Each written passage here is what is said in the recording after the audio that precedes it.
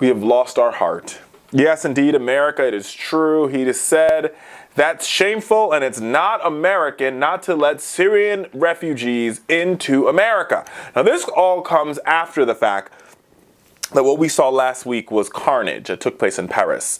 And, you know, here's the thing. And so a lot of Republican governors are saying, no, no, no, no refugees in our country, in our state. Well, first of all, Republican governors, knock, knock. You can't do that. It's just that simple. Republican governors do not control the borders. That is a federal duty that is controlled by the President of the United States. But this is the President spoke at a G20 conference where he made this comments in Turkey. He says, listen, it's ridiculous. We all understand that ISIS is the face of evil, but here's the thing. If we want to dismantle and destroy ISIS, we need to help those people who are fleeing from ISIS. Because when they go back to ISIS, they have the ability to self-radicalize. Now I get it. People are going to be like, oh, well, these refugees are going to sneak into America and they're really going to be terrorists.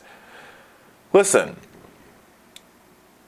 the people who do this work every day, the men and women that go to the Department of Homeland Security, that work in our customs division, that works in our refugees divisions, they are some of the best people in the world.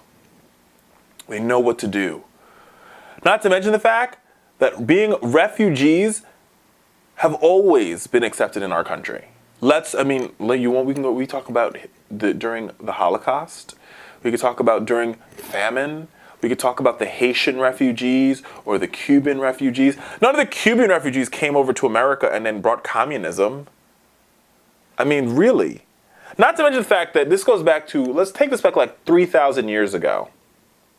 Jesus, my friends, was a refugee. When Pontius Pilate was like, we're going to kill all the firstborn because they thought the Savior was going to be born, which is Jesus. Jesus and his family fled to Egypt, and the Egyptians let them in. So you can't, it blows my mind. People just sort of, have this revisionist history. Like, we as a country have never accepted refugees. Albert Einstein was a refugee. Arnold Schwarzenegger was a refugee. People who came to this country looking for freedom. The Statue of Liberty that sits in New York City says, bring us your poor, your huddling masses yearning for freedom. We are a nation of freedom, and these people want freedom, and you know what? It's about goddamn time that we gave it to them. Just that simple.